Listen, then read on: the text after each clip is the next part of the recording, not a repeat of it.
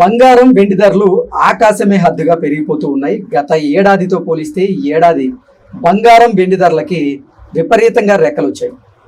అసలు జ్యోతిష్య శాస్త్రం ప్రకారంగా ఈ బంగారం వెండి ధరలు విపరీతంగా పెరగడానికి గల కారణం ఏంటి? ఈ బంగారం వెండి ధరలు ఎప్పుడు నియంత్రణలోకి వస్తాయి?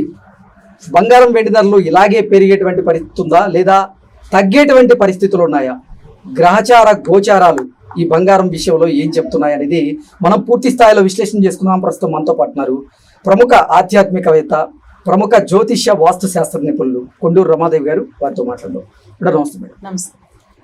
బంగారం ధరలు విపరీతంగా పెరిగిపోతున్నాయి, అలాగే వెండి ధరలు కూడా. గత ఏడాదితో పోలిస్తే ఈ ఏడాది బంగారం వెండి ధరలకి రెక్కలు వచ్చేసాయి. ఏంటి అసలు జ్యోతిష్య శాస్త్రం ప్రకారంగా బంగారం వెండి ధరలు విపరీతంగా పెరగడానికి గల కారణం ఏంటి? ఈ బంగారం ధరలు పెరగడానికి అలాగే గ్రహచార గోచార ఫలితాలకి ఏదైనా సంబంధం ఉందా అంటే ఏం చెప్తారు? విఘ్నేశ్వర షణ్ముఖ పార్థి సమేత పరమేశ్వరాయన్ మహా. జ్యోతిష్యపరంగా ఈ బంగార ధరకి చాలా దగ్గర సంబంధమే ఉంటుంది. ఓకే. బంగారానికి మన గురువు, శని, రవి, శుక్రుల్ని తీసుకుంటాము. వాళ్ళ సంచార క్రమాన్ని బట్టి, గోచారంలో వాళ్ళ స్థితిని బట్టి ఈ బంగారం ధరలు ప్రభావితం అవుతూ ఉంటాయి. ఓకే. అలాగే వెండి కూడా. వెండికి చంద్రుడు, శుక్రుడు తీసుకుంటాము. అలాగే ఈ గ్రహ సంచారాన్ని బట్టి ఈ గ్రహాలు ఏవైతే ఉచ్చ స్థితిలోకి వెళ్ళడం, నీచ స్థితిలోకి వెళ్ళడం, పాపార్గళాల్లో ఉండడం, శుభార్గళాల్లో ఉండడం, శత్రుక్షేత్రాలు, ఇలాగ రకరకాల పారామీటర్స్ లో వాటి స్థితిని బట్టి బంగారం ధరల్లో హెచ్చు తగ్గులు వస్తూ ఉంటాయి. ఈ సంవత్సరం పెరుగుదలకి కారణం ఏంటి అంటే, ఈ సంవత్సరం కాదు, మీకు బాగా తగ్గడం అంటే 30 సంవత్సరాలకు ఒకసారి తగ్గుతుంది. అంటే మనం టీవీలో చూడడానికి బాగుంటుంది కానీ భారీ పతనం బంగారం అనేస్తాడు. అయ్యి బంగారం భారీ పతనం అంట, తగ్గిపోయింది, కొనేద్దాం అనుకుంటారు కొంతమంది. భారీ ఎంత తగ్గుతుంది? 100 తగ్గను, 1000 తగ్గను, 10 రూపాయలు తగ్గను. 10 రూపాయలు తగ్గినా కూడా మనకి హెడ్లైన్స్ లో వేస్తారు. గత ఏడాదితో పోలిస్తే అసలు పసిడి ధరలు 24 క్యారెట్ల 10 గ్రాముల బంగారం ధర ప్రతిరోజు కూడా 1500 చొప్పున పెరుగుతూ ఉంది. ఏంటి అసలు ఇంత ధర పెరగడానికి ప్రధాన కారణం? మీకు ఎక్కువ పెరుగుదల అంటే ఎక్కువ మార్పులు వచ్చింది మోస్ట్లీ మే నుంచి. అవును. గురువు కర్కాటక రాశిలో ఉచ్చ పొందుతాడు. ఓకే. కర్కాటక రాశి ఆయనకి ఉచ్చక్షేత్రం అన్నమాట. మనం ఇందాక అనుకున్నట్టు బంగారానికి గురువు కారకత్వం చెప్పుకున్నాం. మనకి గురుబలం లేకపోతే మన దగ్గర బంగారం నిలబడదు. ఓకే. మీకు గురుబలం ఎంత ఉంది అనడానికి మనం అదే చూస్తాము. మీరు బంగారం కొనుక్కుంటారా? చాలా మంది బంగారం కొనుక్కుంటారు, దొంగలింపబడతాయి, పడిపోతూ ఉంటాయి, ఎక్కడో పెట్టిపోతూ ఉంటాయి, లేకపోతే మళ్ళీ వెంటనే రీసేల్ చేసేస్తూ ఉంటారు. అలాగే మన దగ్గర గురుబలం లేకపోతే మన దగ్గర బంగారం కూడా నిలబడదు. మన జాతకంలో గురుబలం బాగుంటే బంగారం మన దగ్గర ఉంటుంది. కొన్న బంగారాన్ని జాగ్రత్తగా వేసుకుంటాము, ఉంచుకుంటాం, దాచుకుంటాం, నెక్స్ట్ తరాలకు అందిస్తాము. అలాగే గురువుతోటే పూర్తిగా గురువుతోటే ముడిపడింది బంగారం. ఓకే. అంటే బంగారానికి కారకత్వం గురువు 100% గురువు. ఓకే. ఈ గురువు పరిస్థితి ఎలా ఉందో బంగారం కూడా రేట్లు అలాగే ఉంటాయి. మార్కెట్ రేటుకు వెళ్తే మీకు గురువు ఉచ్చక్షేత్రం వైపు ప్రయాణం చేస్తున్నాడు అంటే కర్కాటకంలోకి వెళ్తున్నాడు. ఎప్పుడు? మొన్న మే నుంచి. మొన్న మేలో మిథునంలోకి వచ్చాడు, నెక్స్ట్ మేకి కర్కాటకంలోకి వెళ్తాడు. అంటే ఉచ్చక్షేత్రానికి దగ్గరలోనే ఉన్నాడు. ఈ డ్రాస్టిక్ చేంజ్ అంటే విపరీతమైన మార్పు, అంటే ఎక్కువ మార్పు వచ్చి ఎక్కువగా పెరుగుతోంది. అదే టైంలో రాహు కుంభంలోకి వెళ్ళాడు. మీకు రాహు గ్రహానికి ఒక విశిష్టత ఉంది, ఒక ప్రత్యేకత. మిగిలిన గ్రహాలన్నీ ఒక ఎత్తు, రాహు ఒక ఎత్తు. రాహుని మనందరం పాపగ్రహం అనుకుంటాం. పాపగ్రహం అని పూర్తిగా అనకూడదు. ఒకటి మంచి ఇచ్చినా చెడు ఇచ్చినా కూడా విపరీతంగానే ఇస్తాడు రాహు. ఓకే. నేను అదే చెప్తా. రాహు మార్గదర్శ స్టార్ట్ అయింది అంటే చాలా మంది భయపడిపోతారు. అయ్యో నాకు ఏదన్నా అంటే ఇబ్బందులు జరుగుతాయి, ఇబ్బందులు తలెత్తాయేమో.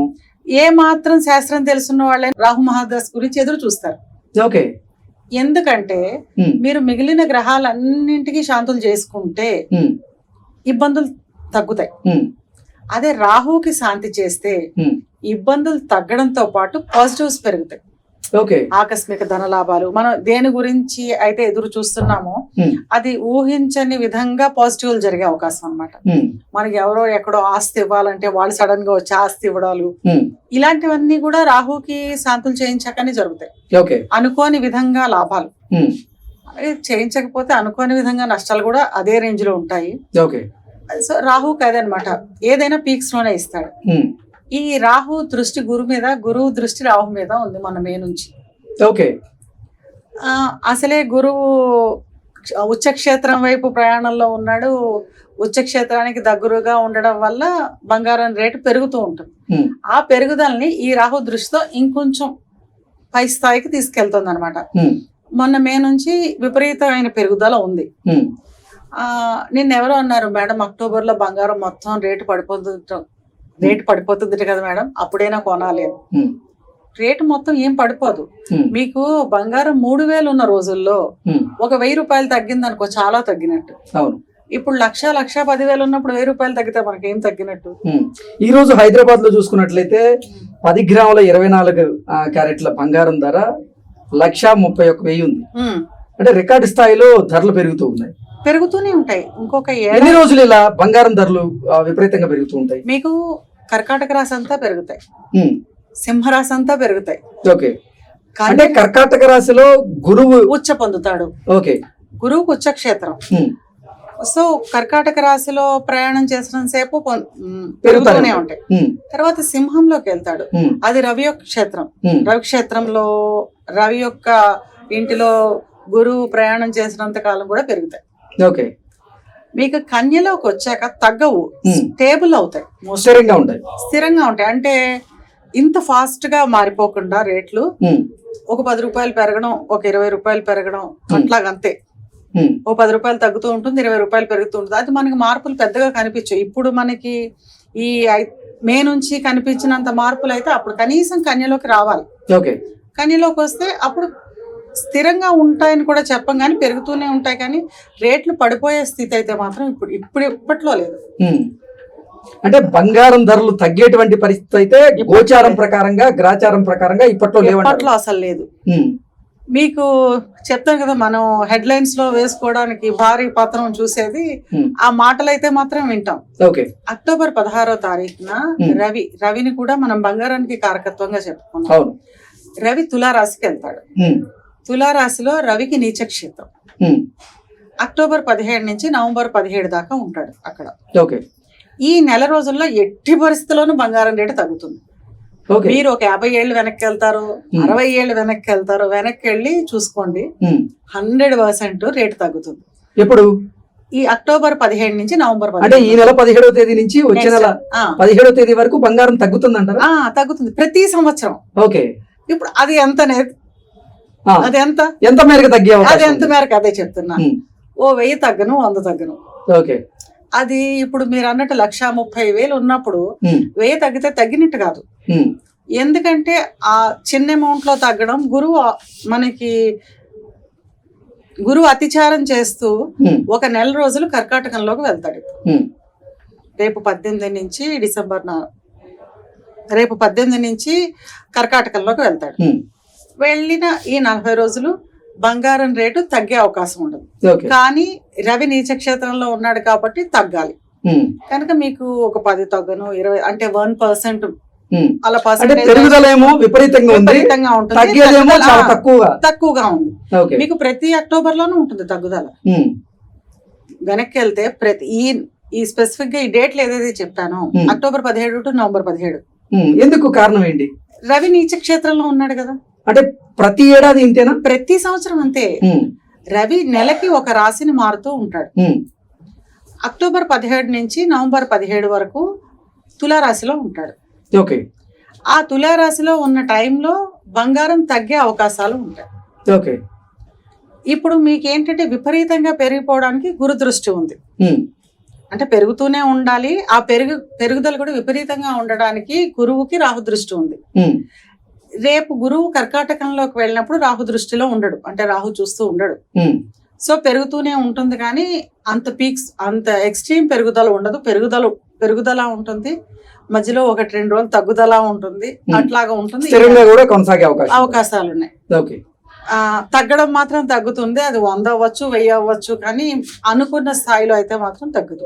ఓకే, అనుకున్న స్థాయిలో అంటే విపరీతంగా తగ్గేటువంటి అవకాశం అసలు లేదు, ఇప్పట్లో లేదు. అసలు భారీగా బంగారం పతనం అయ్యే అవకాశాలు అయితే ఇప్పట్లో లేవు. ఓకే, తగ్గొచ్చు, 100% తగ్గుతాయి. ఈ నెలలో 100% తగ్గుతాయి. మనం దీపావళి ముందే ధనత్రయోదశిని ఒకసారి కొంటాం, 2 రోజుల ముందు వస్తుంది. మేలో ఒకసారి కొంటాం, అక్షయ తృతీయకి. అవును, యాక్చువల్ గా అప్పుడు రేటు పెరుగుతుంది. అప్పుడు రవి ఉచ్చలో ఉంటాడు మేలో. ఓకే, అప్పుడు ఒకసారి కొంటాం మనం. వరలక్ష్మి వృత్తానికి లక్ష్మీ ప్రథమ అని చెప్పి అప్పుడు కొంటాం. మనకి ఏంటంటే ఈ బంగారం సెంటిమెంట్స్ తో ముడిపడిపోయింది. అది కొనలేదు మనం. అంటే మన దగ్గర ఎంత ఉంటే, మన స్థాయి ఎంత అయితే అంత బంగారం కొనే అలవాటులోకి వెళ్ళిపోయాం మనం.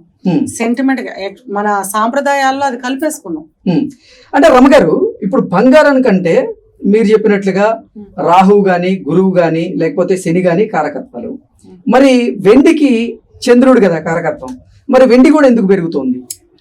ఈ చంద్రుడిని మనం వెండికి కారకత్వంగా తీసుకుంటాం, చంద్రుడిని శుక్రుడిని కూడా తీసుకుంటాం. ఓకే, చంద్రుడి యొక్క ఇంటి వైపు గురువు వస్తున్నాడు. గురువు ఎక్కడ ఉంటే ఆ స్థానం యొక్క విలువ పెంచేస్తాడు, ఆ స్థానాన్ని ఎక్స్పాండ్ చేస్తాడు. ఓకే, మనకి లగ్నంలో గురువు ఉంటే ఆ మనిషి కొంచెం బొద్దుగా ఉండే అవకాశాలు ఉంటాయి. ఓకే, అంటే లగ్నాన్ని మనం మన శరీరంతో పోల్చుకుంటాం అన్నమాట. అలాగా గురువు చంద్రుడి యొక్క ఇంటికి వచ్చినప్పుడు చంద్రుడు కారకత్వమైన వెండి కూడా పెరిగే అవకాశం ఉంటుంది. ఓకే, ఈ నెల అతిచారంలో ఈ నెల రోజులు వస్తాడు. 18వ తారీఖున కర్కాటకంలోకి వస్తున్నాడు గురువు. వచ్చినప్పుడు వెండి ఇంకా పెరుగుతుంది. అతిచారం అయిపోయి మళ్ళీ వక్రగమనంలో మిథునంలోకి వచ్చేసి 2026 6వ మాసంలో మళ్ళీ కర్కాటక సంచారం చేస్తాడు, కర్కాటకంలోకి ప్రవేశిస్తాడు. ప్రవేశించి 1 సంవత్సరం ఉంటాడు అక్కడ. ఆ సంవత్సరం రోజులు వెండి పెరుగుతుంది. ఓకే, అంటే వెండి విపరీతంగా పెరిగేటువంటి అవకాశం ఉంది కానీ తగ్గేటువంటి అవకాశం అయితే ఇప్పట్లో లేదంటారు. వెండి ఇంకొక సంవత్సరం పెరిగే అవకాశం ఉంది. అంటే బంగారం అన్న అడపా తగ్గేటువంటి అవకాశం ఉంది, కానీ వెండి మాత్రం తగ్గేటువంటి అవకాశం లేదు. ఓకే, ఇప్పుడు మీకు వెండి 1000 రూపాయలు తగ్గితే 1000 రూపాయలు తగ్గింది అనుకుంటాం. ఇప్పుడు బంగారం మనం ఆశించిన స్థాయిలో తగ్గే అవకాశాలే లేవు అసలు. మనం బంగారం బాగా తగ్గింది అనుకుంటే వేలల్లోకి పడాలి, లక్షల్లోంచి వేలల్లోకి పడాలి. ఇప్పట్లో ఆ అవకాశం లేకపోవచ్చు. 100% వచ్చి సింహరాశిలో గురు సంచారం అంతకాలము కూడా పెరుగుదలే ఉంటుంది. కర్కాటక రాశిలో సంచారాంతకాలము కూడా పెరుగుదలే ఉంటుంది. అందుకని ఈ గురుగ్రహం మకరంలోకి వచ్చేస్తే నీచి పడతాడు గురువు అక్కడ. మనం వెనకాలకి అంటే మనం వెనకాల స్టాటిస్టిక్స్ తీసుకుంటే కనుక అలా ఆ మకరంలో ఎప్పుడైనా గురువు నీచి పడినప్పుడు, నీచ గ్రహాలతో కలిసి ఉన్నప్పుడు తగ్గే అవకాశాలు ఉంటాయి. గురువుకి ఇప్పట్లో అవకాశం అయితే లేదు. మధ్యలో 1-2 నెలలు కేతువుతో అప్పుడప్పుడు కలిసి ఉండే అవకాశం ఉంది. అప్పుడు కూడా ఏంటంటే స్టేబుల్ గా ఉండొచ్చు తప్పితే మనం ఆశించిన స్థాయికి రేట్ కట్ అయిపోయి భారీ పతనాలు అయితే ఉండవు. ఓకే, రమ్మ గారు ధన్యవాదాలు.